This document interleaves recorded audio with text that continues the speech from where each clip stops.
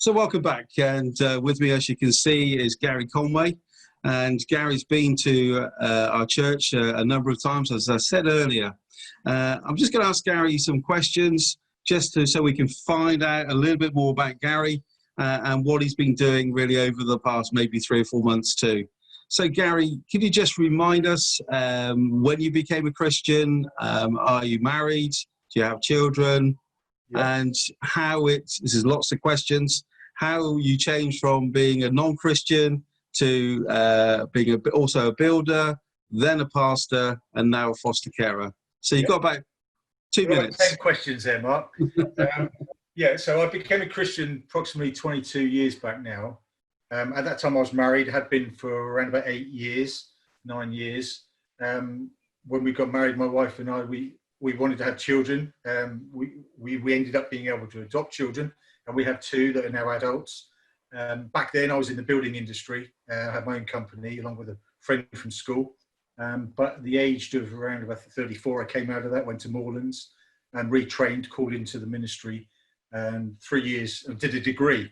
And I knew there was a God because I passed my degree, and that's a miracle. So I've probably told you that before. Yeah. People don't even laugh at that joke anymore, but it wasn't a joke. That was actually, for me, it was a miracle. On the end of that degree, I was called into a full-time pastorate at Cranley Community Church down in Southbourne, the other side of Bournemouth, on the coast there. And I was there for approximately 10 years. It ended up in the senior pastor and finished there now 3 years back. I was called out of it. As much as I was called into it, I was then called out of it.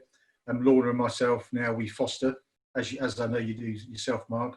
And that's our full-time calling, effectively. I do a few little other things, assisting people and helping people outside of that. But that's our primary sort of role in life as such.